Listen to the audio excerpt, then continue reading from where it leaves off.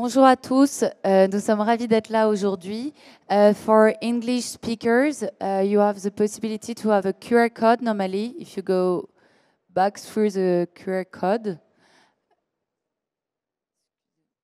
To scan it in order to have all the translation of our presentations that will be held in French. Thank you.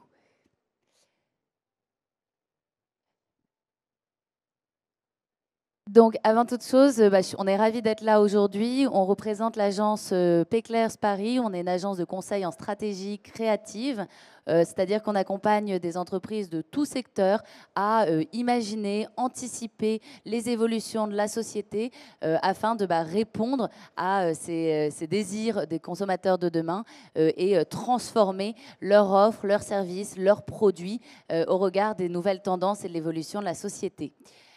Aujourd'hui, on va venir vous présenter un thème. Moi, je m'appelle donc Bruno Krat, je suis responsable de la stratégie de marque et de la prospective chez Péclairs Paris et je vais laisser Charlotte se présenter. Bonjour à tous, je suis ravie d'être là aujourd'hui. Je suis Charlotte Casal, designer et trend forecaster chez Péclairs Paris aussi également. Donc on va commencer par une citation de Frida Kahlo. Le surréalisme est la surprise magique de trouver un lion dans un placard. Là, on était sûr de trouver des chemises.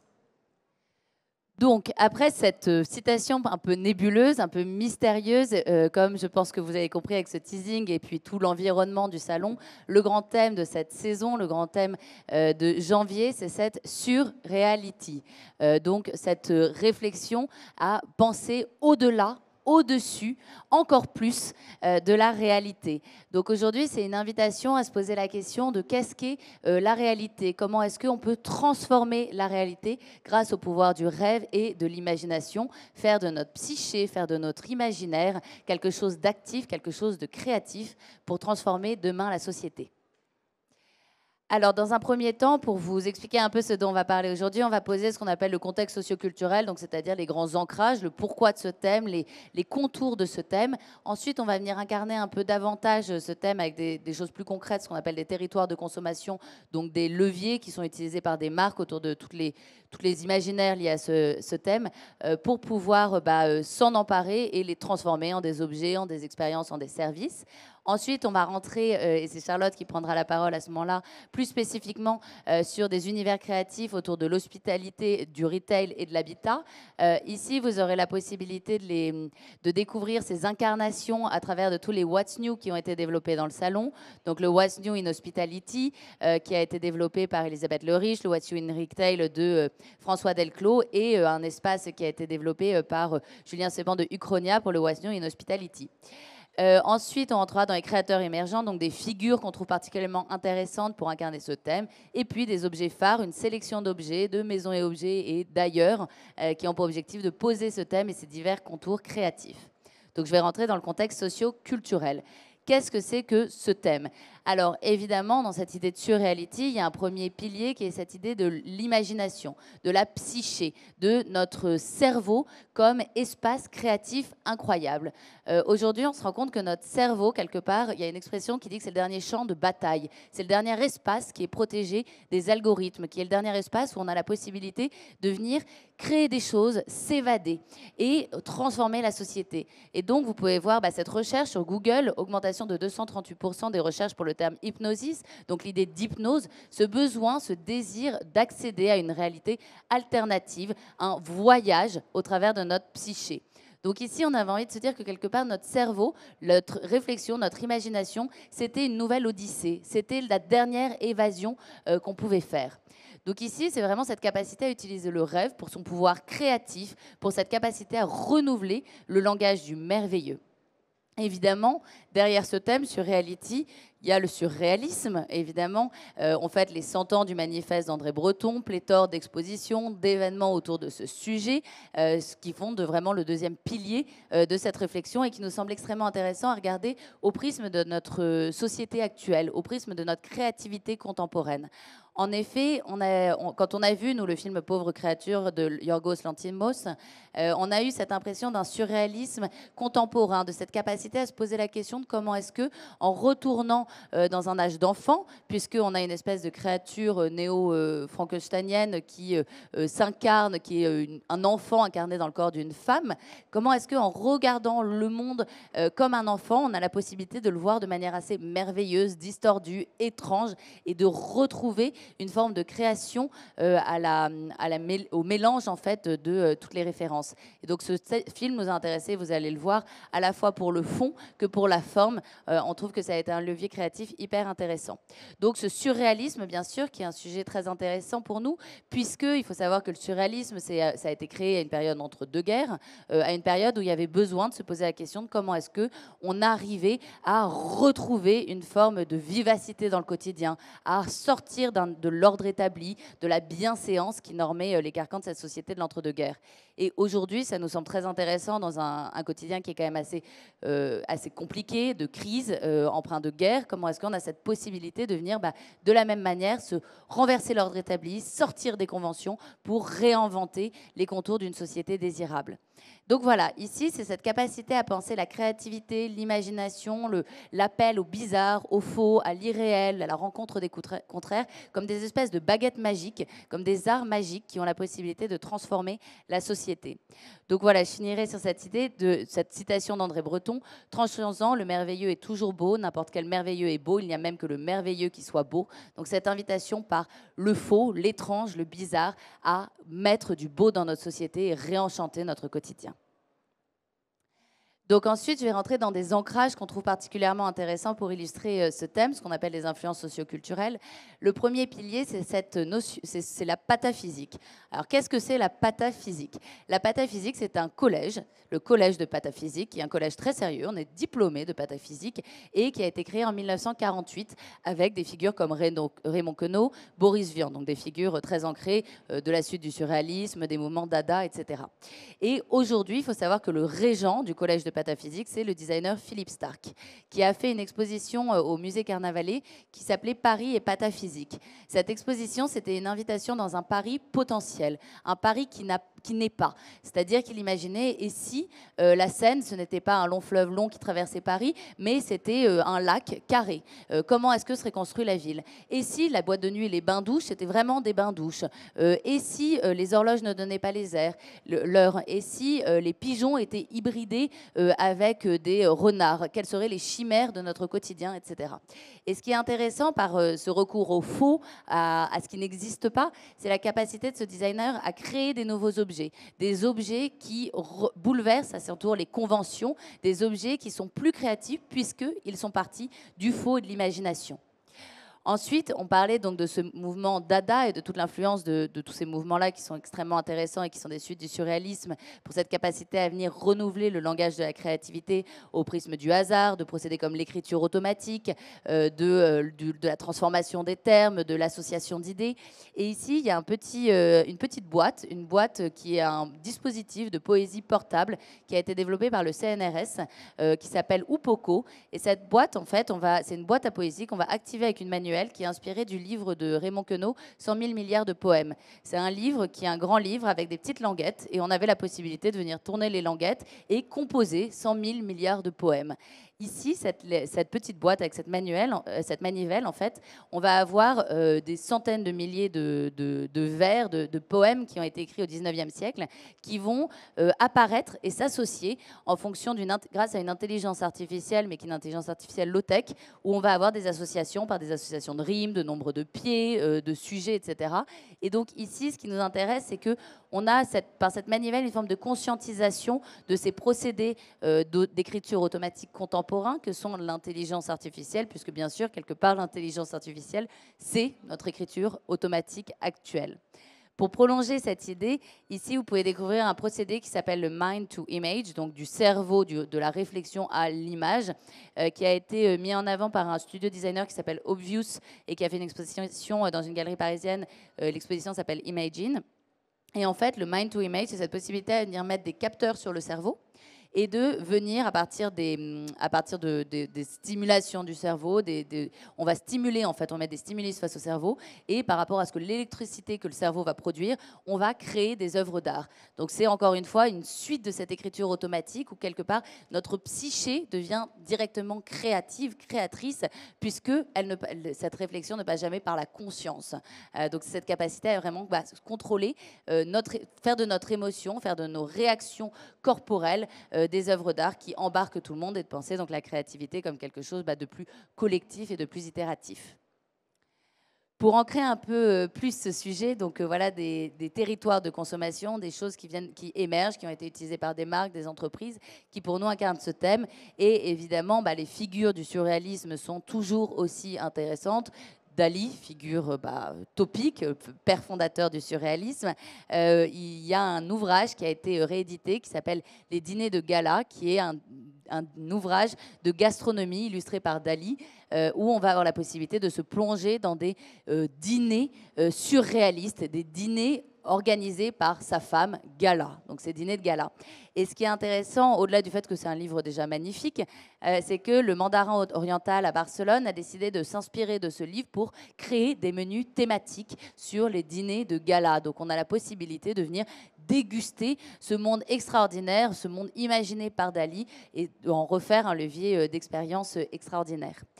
Ensuite, je vous parlais de cette augmentation de la recherche sur l'hypnose, sur la possibilité d'accéder à des réalités alternatives, de cette importance du pouvoir du rêve, de notre cerveau comme le dernier champ de bataille accessible. On se rend compte aujourd'hui que c'est le rêve, qui est le suite évidemment de tout un héritage de psychanalyse. C'est un sujet extrêmement important dans notre société et qui est en quête de contrôle aujourd'hui grâce aux nouvelles technologies. Et ici, on avait envie de vous parler d'une entreprise qui s'appelle Prophetic AI, qui est une entreprise qui a été développée par un des partenaires de Elon Musk de Neuralink, donc c'est assez sérieux, qui a développé ce casque, qui est un casque de rêve augmenté, de rêve lucide augmenté. Donc ils ont ce slogan, Prométhéeus a volé le feu aux dieux, nous volerons les rêves aux prophètes. Et c'est cette possibilité de venir mettre ce casque qui, par électrostimulation, vous rend possible l'accès à des rêves lucides. Et donc, on va avoir la possibilité de contrôler nos rêves et de, dans ces espaces libérés de toute contrainte, trouver des solutions à des choses qu'on n'arrive pas à trouver dans le réel puisqu'on est bloqué par notre surmoi. Voilà la promesse. Ensuite, de manière un peu moins lointaine, puisque ce projet est prévu pour 2026, donc pas si loin, quelque part, dans un an, on avait envie de parler, et Charlotte reviendra là-dessus, du créateur Jonathan Anderson, qui est pour nous une figure extrêmement intéressante de ce mouvement de manière contemporaine et dans le renouvellement créatif, et qui a décidé de créer ce petit sac, cette tomate que vous voyez ici, parce qu'un internaute a posté sur les réseaux sociaux cette photo à droite que vous voyez de tomate avec écrit « Vous ne trouvez pas que cette tomate est tellement loévé ?» Donc, vous voyez une incarnation de la marque dans cette tomate parce que dans une esthétique extrêmement gonflée et cette capacité à avoir dans quelque chose de banal une forme de beauté un peu transcendante. Et Jonathan Anderson a dit « Oui, je suis tout à fait d'accord, cette tomate est incroyablement loévé » et il en a créé un sac, un produit qui devient un produit phare. Et donc là, on voit comment est-ce que, en regardant des choses qui sont de l'ordre de l'ordinaire, comment est-ce qu'on arrive à créer des nouvelles choses qui transcendent la créativité et qui pensent la créativité comme quelque chose d'itératif et de collectif. Et ensuite, enfin, j'avais envie forcément de vous parler de Wes Anderson, figure extrêmement intéressante, très théâtrale dans ce rapport au faux, à l'appel au faux, puisque dans le théâtre, quelque part, on sait qu'il y a cette convention théâtrale qui est de se dire « je vois quelque chose, je sais que c'est faux, mais je me laisse embarquer par ce faux ». Ça rajoute un supplément d'âme, ça rajoute quelque chose d'encore plus désirable. Et la marque Montblanc, pour ses 100 ans, a décidé de faire une collaboration avec Wes Anderson pour créer ce film, mettant le stylo comme ce qu'on appelle un objet activant, c'est-à-dire l'objet au cœur de l'intrigue qui va transformer l'intrigue et créant tout un écosystème théâtral autour de stylo. Et donc évidemment, Wes Anderson, on va revenir sur ces esthétiques, c'est des esthétiques très contemporaines, de cette capacité à passer par l'imaginaire, à mettre en avant le faux dans une forme de banalité pour embarquer dans des univers alternatifs. Donc on va maintenant passer à la partie des territoires d'expression sectorielle. Donc ici, en fait, ce qu'on essaye de faire comme chaque saison, c'est de montrer comment, en fait, avec un seul même thème, donc avec ce thème Surreality, comment est-ce qu'on peut en fait déployer 3 territoires d'expression qui sont quand même assez différents. Et donc on vient se caler en fait sur des secteurs d'activité qui sont assez propres à Maison et Objets. Donc on a toujours le secteur de l'habitat, le secteur du retail et le secteur de l'hospitalité. Donc le premier secteur sur lequel on est venu travailler, comme le disait Charlotte, c'est ce futur de l'habitat. Pour nous, c'est un thème qui est très intéressant sur l'habitat, puisqu'on parlait de cette idée de la psyché, de l'imagination, du repli sur soi, de cette intériorité, comme quelque chose de très important pour nous dans ce sujet au-delà du surréalisme. Et évidemment, l'habitat, ce cocon privilégié, devient l'espace où venir créer une forme d'évasion, un repli sur soi, qui nous permet d'être plus imaginatif, qui nous permet de nous évader, même dans nos intérieurs. Et donc voilà, ce qu'on est venu travailler ici, c'est cette capacité à créer des espaces intérieurs d'évasion et d'imagination. Donc vous l'aurez compris, cette saison, le futur de l'habitat nous emmènera au-delà de la réalité. Il viendra en fait déjouer le réel pour venir le sublimer, déjouer le quotidien aussi pour le sublimer. Donc toutes les astuces seront bonnes à prendre, que ce soit les illusions d'optique, les trompe-l'œil, collectionner des objets un peu farfelus, collectionner des objets aux références vraiment croisées. Voilà, toutes les astuces seront bonnes pour vraiment faire de notre habitat un cocon personnel, mais très expressif et aussi surtout unique. Et on va vraiment se servir en fait de toutes ces astuces-là pour venir raconter des histoires en fait et s'approprier aussi notre cocon protecteur. Donc on ose en fait on ose les motifs géométriques, donc on va venir en fait mettre des motifs sur les sols, sur les murs. Évidemment, on développe plutôt des coloris assez pastels, assez doux pour garder cette idée de douceur, de poésie. Et on vient donc dans cet exemple-là, ce qui est intéressant, c'est qu'on vient en fait conjuguer ces motifs géométriques avec des essences de bois chaudes, avec des essences de bois assez mielleuses pour venir vraiment réchauffer l'ensemble. Je vous parlais aussi on parlait aussi de tout le côté aussi terrain de jeu. Donc en fait, c'est vrai que l'habitat devient une sorte d'aire de jeu géante. Moi, j'aime beaucoup ce projet de Nadia Olive Schnark à Copenhague, qui a en fait rénové un appartement assez classique finalement. Elle a gardé vraiment tous les détails assez classiques, mais elle a mis en pièce centrale cette espèce d'énorme balançoire, cette espèce d'énorme canapé méridienne, mais tout en gardant quand même. En fait, on n'est pas obligé tout le temps d'aller vers un côté hyper humoristique, hyper ludique, hyper playful. En fait, on peut rester quand même dans toute une esthétique assez chic, assez classique, avec ce super beau lit en bois cintré, avec vraiment un détail clouté et tout un revêtement en tissu. J'aimais beaucoup aussi cet exemple de cette chambre à coucher, donc vraiment sous les toits, sous les combles. Et en fait, on peut aussi se dire qu'on intègre ici des intelligences artificielles, ou en tout cas une sorte de photoréalisme un peu surreality, évidemment, ici aussi. Et ce que je trouve intéressant avec cet exemple, c'est qu'ils ont vraiment en fait coordonné tout le reste de la chambre avec cette photo de ciel bleu nuageux. Ils ont fait une sorte d'all-over. Donc là, l'idée, c'est aussi qu'on peut vraiment pousser au maximum un concept créatif pour le rendre encore plus puissant, encore plus fort. Toujours dans cette idée de l'habitat comme terrain de jeu, moi j'aime beaucoup cet exemple de cette table de billard qui trône au milieu d'une grande pièce comme ça, comme si la pièce était vraiment dédiée au jeu et à cette table de billard, mais quand même tout en douceur, avec ces espèces d'appliques, on dirait un peu un bout de tissu suspendu, mais réinterprété en céramique, les pieds très ronds de la table de billard, les grandes arches comme ça qui apportent beaucoup de douceur et de poésie, mais avec le côté rouge hyper tranchant du dessus de la table de billard.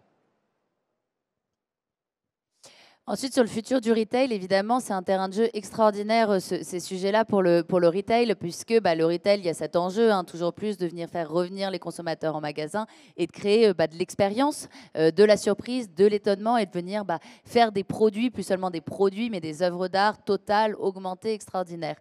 Et donc là, évidemment, cette possibilité de venir agrandir, sublimer, créer de la magie, jouer avec le faux, et en même temps capitaliser sur de l'ADN de marque comme des espèces d'essence qu'on peut rendre extraordinaires. Ça permet de stimuler du plaisir pour les consommateurs qui viennent en magasin, stimuler de la surprise et sublimer, incarner la marque pour avoir une empreinte mémorielle beaucoup plus forte.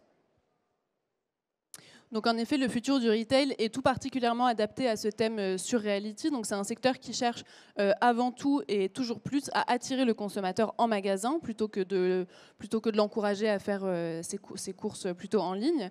Et donc ce thème surreality qui parle beaucoup d'humour et de ludique et de décalé, en fait, il permet aux acteurs du retail de venir constamment proposer des nouvelles choses et de se renouveler constamment et de proposer à ce consommateur des expériences inoubliables, des expériences extraordinaires, voilà, en constant renouvellement. Ce qui est intéressant aussi, c'est de noter que peu importe si ce côté humour décalé fait partie de l'identité visuelle première de la marque, que ce soit des marques de luxe comme par exemple Hermès ou encore J.W. Anderson, ou alors en passant par Camper ou en passant par un concept de pâtisserie en Corée. En fait, il y a plein de marques qui réinterprètent en fait ce côté surreality, ce surréalisme poétique et décalé, on arrive en fait à le twister à leur manière. Donc qu'il soit assez maximaliste ou assez minimaliste, de toutes les manières, ils arrivent à en faire en fait un univers hyper poétique qui marche super bien et qui parle à beaucoup de personnes. Et ce que je trouvais intéressant aussi de noter, c'est qu'un peu comme à la manière du cinéma, en fait, on se sert de props, donc d'espèces d'artifices, qui deviennent vraiment des outils incontournables pour les marques, pour leur permettre de raconter des histoires et de proposer des expériences constamment renouvelées. Donc ici, par exemple, un pop-up Jacquemus à Séoul, qui s'appelle le Café des Fleurs, je crois, où en fait, ce qui est intéressant, c'est qu'ils ont vraiment pris un de leurs best-sellers, donc un sac Jacquemus un peu molletonné, et ils l'ont vraiment juste agrandi en format XXL et ils en ont fait leur boutique. Donc en fait, parfois, c'est pour ça que je parlais d'astuces au début, parfois c'est des petites astuces comme ça, où en fait, en osant en fait juste changer les proportions, faire des sortes d'illusions d'optique, et ben, ça crée des pop-up hyper forts et surtout très instagrammables. Quand je parlais de minimalisme tout à l'heure, je trouve que cette scénographie de défilé est un bon exemple. Donc complètement tout blanc du mur au plafond, les gradins blancs, le podium blanc, et il y a juste ces gros cubes en confetti. Donc c'était une scénographie d'un défilé Loewe. Donc ces gros cubes en confetti, donc on comprend pas très bien comment ils tiennent debout, on comprend pas très bien qui va venir interagir avec ces grands cubes colorés. Mais on trouvait ça assez intéressant de montrer voilà la diversité de ce thème surreality. Et la fameuse boulangerie, pâtisserie dont je vous parlais, donc qui est désormais devenu un arrêt incontournable à Séoul qui s'appelle Nudake. Et donc là, quand je vous parlais d'Instagrammable, là je pense qu'on a l'exemple le plus évident. Et ce qui est intéressant, c'est de voir que des marques poussent vraiment un concept, elles choisissent un concept créatif, elles le poussent vraiment à fond, elles le développent vraiment à 360 degrés. Donc là, évidemment, ils se sont emparés du côté croissant en viennoiserie et ils l'ont vraiment décliné sous toutes les formes possibles et imaginables. Donc là, on ne le voit pas, mais tous les pieds des comptoirs sont faits en viennoiserie, les canapés sont faits en viennoiserie. On en retrouve évidemment sur tous les comptoirs. Et là, ils ont fait une sorte de salle de gym avec des haltères et des gants de boxe en croissant, quoi. Donc c'est vraiment ce côté, voilà, on déploie jusqu'au bout pour justement apporter cette touche de décalage qui est hyper intéressante et qui vient renouveler justement tout ce langage de la créativité. Et pour finir, un magasin à New York d'une marque qui s'appelle Gohar World, qui a été fondée par deux sœurs, Nadia et Leila Gohar, qu'on aime beaucoup, je vous en parlerai un peu plus par la suite, qui se sont très directement inspirées du mouvement créatif qu'on ne présente plus, le surréalisme. Et sur le dernier secteur dans lequel on va rentrer, c'est le futur de l'hospitality. Évidemment, on parlait d'évasion, donc c'est un enjeu extrêmement important, cette possibilité de s'évader quand on parle d'hospitalité, de lieux qui accueillent du public, de lieux liés au voyage.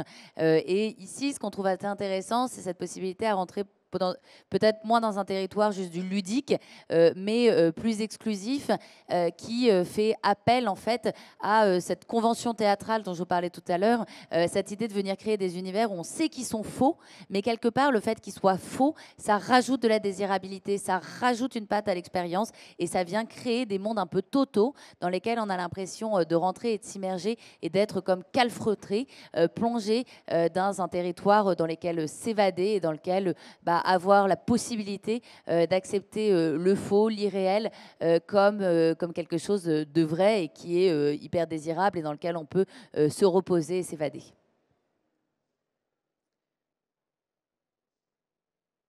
Donc en effet, ici, on s'éloigne quand même de tout le côté très ludique et très humoristique du futur du retail et on se dirige plutôt vers un univers, donc comme le disait Brune, un univers théâtral assez cossu, des univers un peu plus luxueux. Et en fait, on vient se rapprocher aussi de tout l'univers du film que Brune vous a présenté en introduction, de tout l'univers de Pauvres créatures, le film Pauvres créatures de Yorgos Lanthimos. Moi, ce que je trouve assez intéressant sur certains de ces visuels, c'est qu'on dirait presque qu'ils ont été réalisés avec des intelligences artificielles. En fait, il y a tellement de mélanges de références, de styles et d'époques qu'on ne sait plus trop si on regarde du vrai, du faux, de l'ancien, du récent, du contemporain. Et donc, c'est tout ce mélange de références qui est hyper intéressant, qui vient du coup vraiment renouveler tout ce langage de la créativité, donc tout ce qu'on dit depuis le début. Mais c'est vraiment ça, cette idée, c'est de venir en fait avec des astuces, en mélangeant les codes, en osant aussi voilà, faire des croisements entre les styles. On arrive vraiment à créer des nouveaux projets super intéressants. Donc ici, c'est le nouveau hôtel Le Grand Mazarin, hôtel de luxe à Paris, qui a été conçu par Martin Brudniski. Et ce qui est hyper intéressant, c'est que là, on a l'impression vraiment qu'on pénètre dans une sorte de palais, dans une sorte d'hôtel particulier d'un collectionneur qui nous dévoile en fait toute sa collection d'œuvres un peu farfelues, de mélange de genres, avec cette espèce de tapisserie suspendue au-dessus du lit comme un lit à baldaquin, avec des couleurs qu'on n'associerait pas forcément ensemble, mais en fait, ça marche hyper bien. Donc c'est vraiment tous ces mélanges de références qui donnent une sorte d'aperçu assez inédit sur un Paris un peu avant-gardiste, un mélange d'art déco, d'art nouveau. Enfin voilà, c'est tous ces mélanges qu'on trouve hyper intéressants à mettre en avant. Moi, j'aime beaucoup ce projet. C'est une pâtisserie qui se trouve dans l'aéroport d'Istanbul, avec cette espèce de fontaine majestueuse en béton ou en pierre sculptée, avec en fait des éclaboussures d'eau qui sont toutes une à une sculptées, moulées en verre à la main. Et donc je trouve ça intéressant de rajouter tout ce côté artisanal et de voir qu'en fait, même au sein d'un aéroport comme ça, dans une pâtisserie, il y a vraiment des acteurs de l'hospitalité qui viennent créer des espèces de sculptures assez invraisemblables pour vraiment émerveiller les visiteurs, même dans un moment de transit comme ça à l'aéroport. Et pour finir, et pour faire une boucle aussi avec ce que disait Brune, je voulais vous parler de ce café Prada à Londres qui reprend très directement tout l'univers de Wes Anderson, avec ce carrelage noir et blanc hyper graphique, ces murs pistaches, des références à la fois un peu historisantes, mais en même temps une modernité, une fraîcheur qui fait du bien et qui vient aussi donc renouveler tout ce langage du luxe, tout ce langage de l'hospitalité de manière hyper fraîche et contemporaine. Ensuite, on va passer à la partie des artistes influents. Donc ici, on va vous présenter des artistes qui nous ont beaucoup inspirés dans l'élaboration de ce thème, dans l'élaboration de cette présentation. Donc déjà, Leila Gohar, donc je vous ai montré tout à l'heure un aperçu de sa boutique Gohar World. Donc c'est une artiste qu'on apprécie beaucoup, qui est une artiste culinaire et qui est aussi du coup fondatrice de cette fameuse marque. Et donc, elle, vraiment, son métier de base, c'est de créer des expériences culinaires hyper fortes. Donc, elle se sert évidemment de la nourriture comme un vecteur d'image, d'esthétique, mais aussi d'expérience et d'émotion, et avec beaucoup d'humour. Donc là, on la voit en train de couper un gâteau en forme de cygne. Donc, on ne sait pas si c'est la terrine d'à côté qui est fausse ou le gâteau qui est vrai.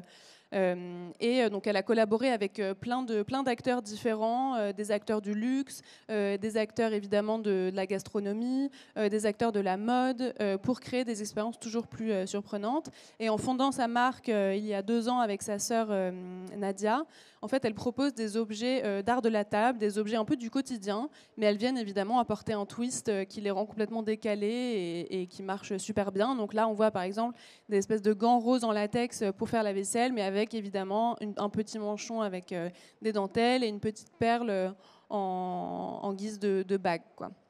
Donc comment venir élever le quotidien, comment apporter une touche de sophistication aussi décalée. Ensuite, Jonathan Anderson, donc Brune aussi vous en a parlé, c'est celui qui a fait le fameux sac tomate pour l'OEV. Donc il est à la fois directeur artistique de l'OEV, la marque espagnole, mais aussi directeur de sa propre marque éponyme J.W. Anderson. Donc il le dit lui-même, je déteste montrer la réalité, c'est la fantaisie qui m'inspire. Et ce qui est intéressant avec Jonathan Anderson, c'est qu'il vient vraiment bousculer les codes de la mode, les codes du design, mais il vient aussi bousculer les codes de la masculinité, de la féminité. Il a notamment fait fureur récemment avec son petit sac à main pigeon que vous avez peut-être vu passer, à la fois par son audace, mais aussi par sa créativité. En fait, il ose aussi faire des choses que personne n'a fait, explorer des terrains que personne n'a jamais vraiment explorés. Et donc on le trouve hyper inspirant dans tous les domaines. Ensuite, Sam Stewart, c'est un designer américain que j'aime beaucoup. C'est un artiste designer un peu multimédia qui puise son inspiration dans des références des années 80-90, des références un peu de science-fiction pour les enfants, comme des films comme Bigfoot ou Beetlejuice, et un peu aussi dans une sorte de folklore américain. Et ce que je trouve intéressant, c'est que de manière très subtile, il arrive toujours à apporter une touche d'humour, une touche de décalage. Donc, par exemple, ici, il a réinterprété ces boîtes qui s'empilent. C'est des boîtes qui sont très typiques du mouvement de design shakers, du mouvement américain du design shakers, qui faisait ces boîtes très faciles parce que empilables et donc faciles à ranger. Évidemment, il a complètement démultiplié le concept. Il les a transformées en une sorte de poupée russe multiple avec plein d'étages, en couleur, en résine, alors que c'est des boîtes qui sont traditionnellement faites en bois. Donc voilà, il arrive toujours à apporter une petite touche d'humour qui fait du bien et qui rend ses créations hyper modernes et hyper désirables. Ensuite, pour ce thème, on trouvait ça intéressant de vous parler d'un studio d'art graphique. Donc Violaine et Jérémy, ça fait une petite dizaine d'années qui fonctionnent comme un duo, ils ont collaboré avec plein de marques différentes. Donc ils sont vraiment spécialisés en art graphique, mais aussi en artisanat d'art. Ils explorent vraiment plein de médiums de création différents. Là, par exemple, on vous a mis un exemple. Ils ont fait récemment toute l'identité visuelle du train mythique, le Venice Simplon Orient Express. Et ils ont notamment, donc ils ont fait toute l'identité visuelle, mais ils ont aussi fait tout l'art de la table des 3 restaurants qui sont présents à bord de ce train. Donc notamment le restaurant que Jean Humbert dirige en ce moment. Et moi, j'aime beaucoup cette collection d'art de la table parce qu'en fait, au premier abord, elle est quand même assez classique avec cette espèce de liseré et les initiales du train.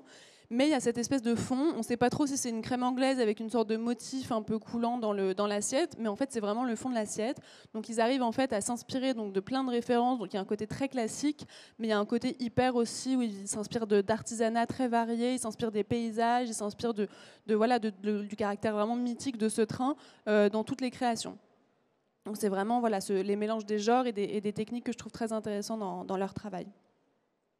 Et ensuite, on finit par la partie des objets phares. Donc comme vous voyez, on a vraiment fonctionné un peu comme un entonnoir. On commence par toute la partie un peu plus macro-tendance. On vient analyser des mouvements un peu plus vastes. Peut-être qu'on comprend un peu moins le lien avec le salon ici, Maison Objet et le thème Surreality, mais on finit vraiment sur quelque chose de très tangible. Certains objets que vous pouvez même retrouver aujourd'hui au sein du salon, parce qu'on fait toujours une sélection au sein des exposants Maison Objet, mais aussi au sein d'autres designers qui nous ont inspirés pour ce thème. Donc ici, vous trouverez, donc, comme je le disais, ceux qui ont le petit logo Maison Objet sont évidemment des exposants Maison et Objets.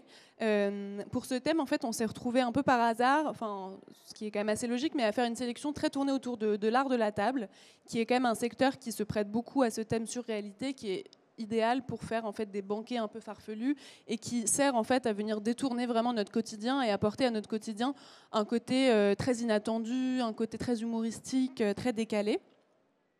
Donc ici, par exemple, vous pouvez voir, c'est une collection d'assiettes sales. C'est une collection de vaisselle qui a été faite en collaboration entre We Are Ona, c'est un collectif de restaurants un peu itinérants où ils font des pop-up dans des endroits complètement invraisemblables un peu partout dans le monde, qui ont collaboré avec un studio de designers qu'on aime beaucoup qui s'appelle Crosby Studio, qui a été fondé par Harry Nurieff.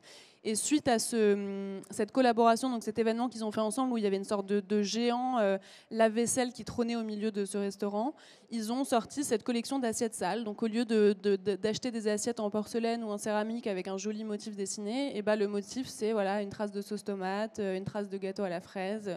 Donc voilà, on trouvait ça hyper marrant, ce côté complètement décalé, trompe-l'œil, qui a super bien marché. Ici, un projet de Supaform, un studio de design qu'on aime beaucoup. Et ce qui est intéressant ici, c'est qu'au premier abord, on peut penser que c'est une chaise peut-être un peu vieillotte, un peu datée, avec son assise en tissu, avec le tissu tout plissé autour, tout volanté. Mais il y a vraiment cette assise en métal ondulée, polie miroir, qui vient vraiment contraster, qui vient vraiment faire une espèce de clash et qui rend du coup cette chaise hyper contemporaine et hyper désirable. Ici, donc, un des produits qui est vendu par les fameuses sœurs Gohar qui ont fondé Gohar World. Donc, elles sont venues réinterpréter plein d'objets d'art de la table, de la cuisine, donc des sortes de plats à terrine comme ça en barbotine, que nous, on a peut-être plus l'habitude de voir. Et je pense que vous les avez tous vus sortis, tous ces plats en forme de choux, ces plats en forme de homard, de lapin. Et elle est venue vraiment les remettre au goût du jour et les proposer à un plus grand nombre de manière hyper intéressante. Ensuite, une autre slide de produits. Donc ici aussi, on retrouve quelques produits d'art de la table. Ici, je voulais vous parler d'une collection de tapis, donc une collaboration entre Home Union, qui est une marque plutôt de mobilier un peu vintage à New York, avec Pieces Home, qui ont fait cette collection de tapis, donc vraiment avec un trompe-l'œil damier, illusion d'optique, qu'on vient en fait placer au milieu de son salon pour créer tout de suite un effet décalé, un effet assez surprenant. Ici, donc, un des objets que vous pourrez retrouver dans le salon, c'est une lampe de la marque Celetti qui s'appelle Window Lamp et donc, qui s'inspire très directement de Magritte et de ses fenêtres et de ses ciels nuageux.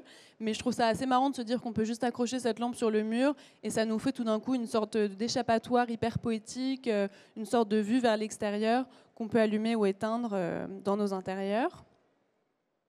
Et pour finir, j'aime beaucoup le travail de Caro Pattel, c'est une designer américaine qui fait plein de créations. En fait, elle tisse plein de sortes de trophées, de sortes d'amphores qu'on a là, donc, qui sont plutôt des objets qu'on a l'habitude de voir dans des matériaux comme de la terre cuite ou de la terre émaillée ou du métal. Mais ce qui est intéressant ici, c'est qu'elle vient les réinterpréter en matière molle. En fait. Donc ici, elle est venue la tisser avec un fil chenille, presque un peu peau de pêche, avec un côté un peu velours, à l'aspect un peu bizarre, et elle vient en fait questionner notre perception de la matière, notre perception de la réalité. Elle vient un peu troubler le regard. Et là, je vous en ai mis une, mais en effet, elle fait vraiment toute une collection. Donc, elle vient, comme beaucoup d'autres artistes, questionner un peu notre rapport à la matière et la vision qu'on en a. Donc on va avoir fait le tour de cette présentation, mais voilà, bref, continuons d'explorer le pouvoir du faux pour recréer le vrai. L'objectif de cette conférence, c'est pas de donner finalement un seul courant esthétique, mais c'est de montrer qu'il y a énormément de choses qui émergent, il y a énormément de possibles quand on décide de regarder la banalité du quotidien, l'ordinaire, par des nouveaux yeux et de le transcender, d'accepter le faux, l'imagination, le rêve comme des outils créatifs incroyables. Donc on espère que ça vous a inspiré et que ça va vous donner envie de venir découvrir tous ces territoires créatifs extraordinaires au travers du salon et des différents espaces What's New. Merci beaucoup et on reste ici si jamais vous avez des questions à nous poser. Merci.